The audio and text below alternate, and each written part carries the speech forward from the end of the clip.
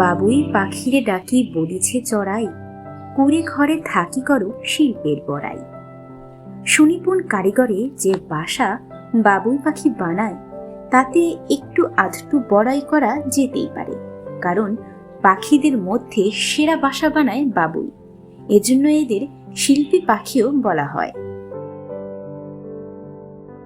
বাবুই পাখির বাসা বানানোর পদ্ধতি বেশ আকর্ষণীয়।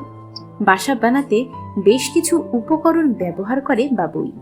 প্রথমে তালপাতা, নারকেল বা খেজুর পাতা ঠোঁট দিয়ে চিকন করে কেটে তৈরি সুতো, খড় এবং ঘাস সংগ্রহ করে। এরপর যে গাছে বাসা করতে চায় সুতো নিয়ে সেই গাছের সরু ডাল বা পাতার আগায় ঠোঁট, প্রয়োজনে পা ব্যবহার করে সুতোটা গিঁট বেঁধে দেয়। তারপর কাপড় বোনার মতো করে সুতো সেলাই করে বাসা বানায়। বাসার মূল কাঠামো তৈরির পর নিচের দিকে গোবর বা কাদা দিয়ে বাটির মতো করা হয়। গোবর কাদা বাসাটাকে ভারী করে তোলে, তাই দমকা বাতাস বা হালকা ঝড়ে বাসা সহজে উল্টে যায় না।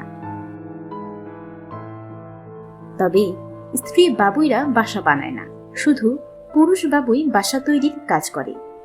ঝাঁক বেঁধে বাবুইরা যখন কোনো গাছে বাসা বাঁধে তখন বিভিন্ন অঞ্চল থেকে স্ত্রী পাখিরা চলে আসে। যে স্ত্রী বাবুইয়ের যে বাসা পছন্দ হয় সেটা সেই বাসায় আশ্রয় নেয়। এরপর স্ত্রী পাখি পুরুষ পাখির সঙ্গে প্রজননে অংশ নেয়। প্রজনন শেষে পুরুষ পাখি বাসা ছেড়ে চলে যায়।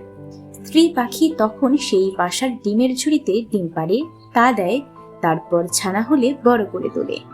অন্যদিকে পুরুষ পাখি আবার নতুন করে বাসা বানায়। নতুন কোনো স্ত্রী পাখি এসে সেই বাসায় আশ্রয় নেয়, ডিম পাড়ে, ছানা ফোটায়। এভাবে এক মৌসুমে এক একটা পুরুষ বাবুই 3 থেকে 4টি বাসা তৈরি করে। বাবুই পাখির বাসায় শিল্পের ছাপ স্পষ্ট। ঝুলন্ত বাসার ভেতর পর্যাপ্ত বায়ু চলাচলের ব্যবস্থা থাকে অনেকগুলো কুঠুরি ও ডিমের ঝুড়ি।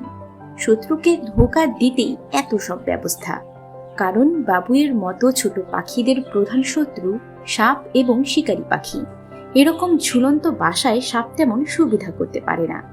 বাসার ভেতর ঢুকতে গেলে নিচে পড়ে যাওয়ার ভয় থাকে।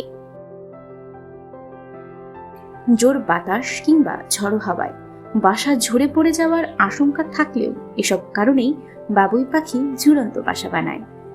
একটুখানি বাতাসে খুব সুন্দরভাবে দুলতে থাকা বাবুই পাখির বাসা দেখলে এর শৈল্পিক গুণের প্রশংসা না করলেই নয়।